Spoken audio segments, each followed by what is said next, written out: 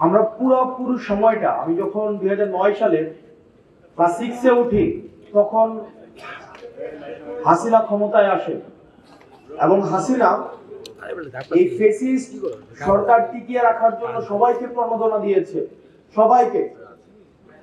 যেমন আমলাদেরকে প্রণোদনা দিয়েছে, সেটা প্রকাশ্যে আমরা এটা জানি।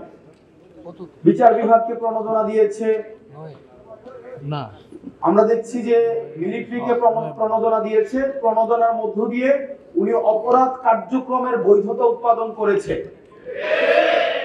তো শিক্ষার্থীদের আসলে উনি কি প্রণোদনা দিয়েছে? ধরেন যে শিক্ষার্থীরা ওনার কাছ থেকে কি প্রণোদনা পেয়েছে, শিক্ষার্থীরা ওনার কাছ থেকে প্রণোদনা পেয়েছে।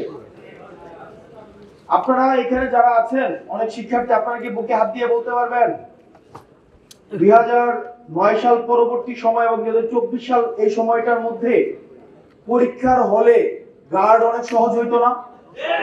এটা কি বলতে পারবেন? এটা হইতো না? প্রশ্ন ফাঁস হইছে। এই ফেসিস্ট সময়, জেল জুলুমের সময়ও পরীক্ষার্থীরা মনে মনে ভাবতো হাসিনা যাক, তবে আমার পরীক্ষার পরে যাক। এটাকে অস্বীকার করার সুযোগ আছে এখানে? তাহলে দেখেন প্রত্যেকটা স্তরে স্তরে হাসিনা সবার জন্য প্রণোদনা রেখেছে, শিক্ষার্থীদের জন্য প্রণোদনা রেখেছে। সেই প্রণোদনার নাম হচ্ছে জিপিএ 5। সবাইকে জিপিএ 5 দিয়েছে পরীক্ষার আগে এবং শিক্ষার্থীরা সন্তুষ্ট। যেটার বিনিময়ে আমাদেরকে যেটা হারাতে হয়েছে সেটা হচ্ছে মূল্যবোধ। আমাদের যে সোসাইটাল ভ্যালুস, আমাদের এই ভ্যালুস আমাদেরকে হারাতে হয়েছে। বান্ডেল থাকলে প্রতি সেনমানিতে টাকা বাঁচবে। বিকাশ সেনমানি বান্ডেল কিনে জিতুন প্রতি লেনদেনে। এবং সমাজের মধ্যে এক ধরনের আপনার বিভাজনের ইচ্ছাকৃতভাবে টিকিয়ে রাখা হয়েছে। আপনাদের মাদ্রাসা শিক্ষকদেরকে উন্মানুষ বানিয়ে রাখা হয়েছে। একটু মানুষ তবে লেস দেন মানুষ, বুদ্ধিজীবী তবে লেস দেন বুদ্ধিজীবী। ওনারা কথা বলবে মাহফিলে কিন্তু টকশোতে না। কারণ বুদ্ধিজীবী বলতে আমাদের মাথায় যেই ছবিটা আসে, যেই আমাদের চরিত্রটা আসে, চিত্রটা আসে, সেটার মধ্যে হচ্ছে দাড়ি টুপিওয়ালা মানুষ নাই। এটা আমাকে কম্প্রোমাইজ করতে হয়েছে ফেসিবালদের বিনিময়ে, জিপিএ 5 এর বিনিময়ে এবং বিভিন্ন সরকারি প্রণোদনার বিনিময়ে। আপনারা অস্বীকার করতে পারবেন যে আপনাদেরকে বিভিন্ন সরকারি প্রণোদনা দেওয়া হয় নাই? অস্বীকার করার কোনো সুযোগ নাই। এই ফেসিবাদের শিক্ষার্থীরা প্রণোদনা দিয়েছে। এই প্রণোদনার আমি যদি বলি ঘুষ দিয়েছে, শিক্ষার্থীদেরকে ঘুষ দিয়েছে এবং সেটার বিনিময়ে আমাদেরকে মূল্যবোধে আমাদেরকে কম্প্রোমাইজ করতে হয়েছে। আমরা যদি ছোটবেলায় যাই, আপনি কালচারটাকে কিভাবে এখানে নষ্ট করা হয়েছে আপনি দেখেন। একটা সময়ে আমরা যখন ক্লাস 2-3-তে পড়ি বা তারও আগে, কিছুক্ষণ আগে সালাউদ্দিন আহমেদ সাহেবের সাথে আমার কথা হচ্ছিল একটা বিষয় নিয়ে, যে এই যে মক্তবের একটা কালচার ছিল আমাদের দেশে। সকালবেলায় প্রত্যেকটা পাড়া মহল্লায় একটা মক্তব কালচার ছিল না? এই কালচারটা কিন্তু আবার চেঞ্জ হয়ে গেছে। এটা কিন্ডারগার্টেনের মধ্য দিয়ে এটা প্রতিস্থাপিত হয়েছে। আমরা বলছি না কিন্ডারগার্টেনের শিক্ষা ব্যবস্থা কোনোভাবে অনুপযোগী, অবশ্যই উপযোগী এবং প্রয়োজন, কিন্তু দুইটার ভারসাম্য রক্ষা করা যেত। আমরা দেখেছি হাসিনা বিভিন্ন সময়ে আমাদের দেশে অপসংস্কৃতি, এই দেশে বিভিন্ন ভাবে স্যাটেলাইট টেলিভিশন থেকে শুরু করে ভারতীয় গণমাধ্যমের থ্রুতে আমাদের দেশে ইনজেক্ট করেছে, পিনাট্রেট করেছে বিভিন্ন সময়ে, আমাদের সোসাইটিতে ইমব্যালেন্স ক্রিয়েট করেছে। আমাদের বাংলাদেশের মানুষের নিজস্ব সত্তা, সংস্কৃতি, আমাদের কৃষ্টি, কালচার, এগুলো আমাদের বাংলাদেশের মানুষের রয়েছে, কিন্তু এই বিষয়গুলো কম্প্রোমাইজ করেছে।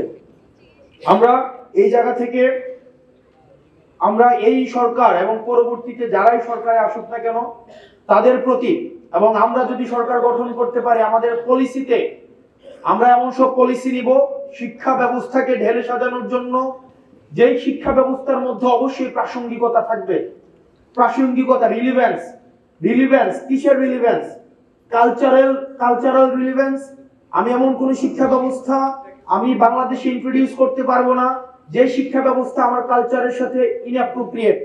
আমার কালচারকে যদি ধারণ না করতে পারে, আমার সংস্কৃতিকে যদি ধারণ না করতে পারে, আমরা সেই শিক্ষা ব্যবস্থা বাংলাদেশে আমরা ইন্ট্রোডিউস করতে পারবো না। তো সুতরাং কালচারালি অ্যাপ্রোপ্রিয়েট শিক্ষা ব্যবস্থাকে আমাদের বাংলাদেশে ইন্ট্রোডিউস করার জন্য আমাদের পলিসিতে অবশ্যই রিফ্লেক্টেড হবে, নাম্বার 1। নাম্বার 2, আমাদের দেশে দেখেন আমাদেরকে অসাম্প্রদায়িক বানানোর চেষ্টা করা হয়েছে দীর্ঘ 15-20 বছর ধরে। আমরা অসাম্প্রদায়িক, বিষয়টি মোটেও এমন না। আমাদের অবশ্যই বাংলাদেশে সাম্প্রদায়িক বৈচিত্র্য রয়েছে এবং এই সাম্প্রদায়িক বৈচিত্র্যের মধ্যে আমাদের সম্প্রীতি স্থাপন করাই হচ্ছে আমাদের মূল লক্ষ্য।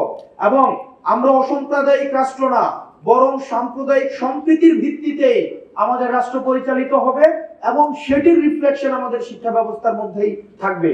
এবং আমাদের শিক্ষা ব্যবস্থার মধ্যে এমন কিছু থাকবে না যেটা আমাদের সংস্কৃতির সাথে যায় না, যেটা আমাদের ধর্মীয় মূল্যবোধের সাথে যায় না, যেটা বাংলাদেশের বাস্তবতার সাথে যায় না, যেটা আমাদের বাংলাদেশের কৃষ্টি এবং কালচারের সাথে যায় না, এবং যেটা সাম্প্রদায়িক সম্প্রীতির মধ্যে ইমব্যালেন্স ক্রিয়েট করে। এমন শিক্ষা ব্যবস্থা আমরা কখনোই আমাদের দেশে শিক্ষা ব্যবস্থার মধ্যে আমরা কখনোই প্রাসঙ্গিক রাখবো না। আমরা এই জায়গায় একটি কথা বলবো, সেটি হচ্ছে আমাদের এখানে যারা বসে আছে আমাদের অনেক দায়িত্ব রয়েছে। আমাদেরকে সংখ্যায় আমরা মুসলমান অনেক বেশি, বাংলাদেশে মুসলমান বেশি না সংখ্যায়? সুতরাং দায়িত্বটা আমাদের বেশি, আমাদের দায়িত্বটা অনেক অনেক বেশি। আপনি সংখ্যা গুরু সংখ্যায়, কিন্তু আপনার দায়িত্ব হবে সংখ্যা গুরু। আমাদের দেশে অনেক সম্প্রদায়ের লোক আছে না, অনেক সম্প্রদায়ের মানুষ আছে না। আমরা এক্সাম্পল, চলেন আমরা একসাথে একটা উদাহরণ তৈরি করি, সারা পৃথিবীর সামনে একটা উদাহরণ তৈরি করি। এবার পূজা আমরা উদাহরণ তৈরি করেছি। আমাদের হাতেই হচ্ছে যারা তথাকথিত, আমরা তাদেরকে সংখ্যালঘু মনে করি না, তারা বাংলাদেশের আমাদের ইন্টিগ্রাল একটা পার্ট, অবিচ্ছিন্ন একটা অংশ।